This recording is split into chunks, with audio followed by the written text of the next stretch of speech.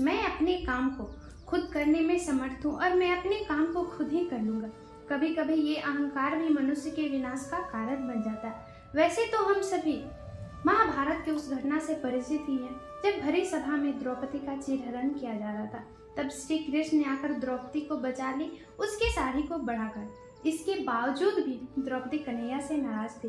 उसने कन्हैया से कहा, आप तो भगवान हैं, आप तो सब कुछ जानने वाले हैं। अगर आप चाहते तो ये नहीं होता।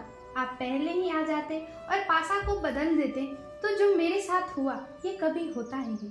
तब श्री कृष्ण ने कहा कि इसमें मेरी उतनी बड़ी अपराध नहीं है जितनी आज तुम्हारी नाराजगी मेरे लिए हो गई है। जब दुर्योधन ने कहा कि हमारी ओर से पासा हमारा मामा शकुनी फेंकेगा, तब तुम्हारे पांचों पति में से एक भी तो बोल सकते थे कि हमारी ओर से हमारा पासा कन्हैया फेंकेगा।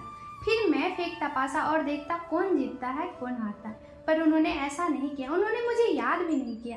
वैसे ही तुमने जब मुझे बुलाया तो तुमने बहुत देर से मुझे बुलाया।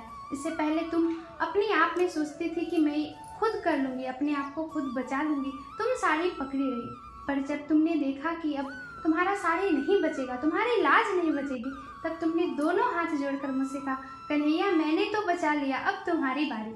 तब मैं आकर तुम्हारे साड़ी को बढ़ाया और तुमको बचा लिया।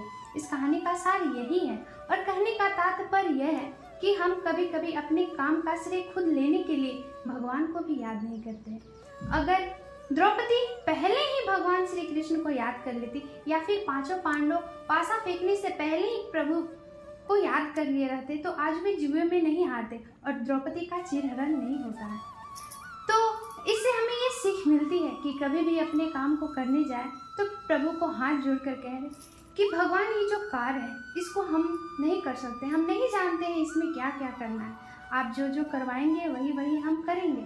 उसके बाद देखिए आप सफलता की किस ऊंचाइयों को छूते हैं। जय श्री कृष्ण।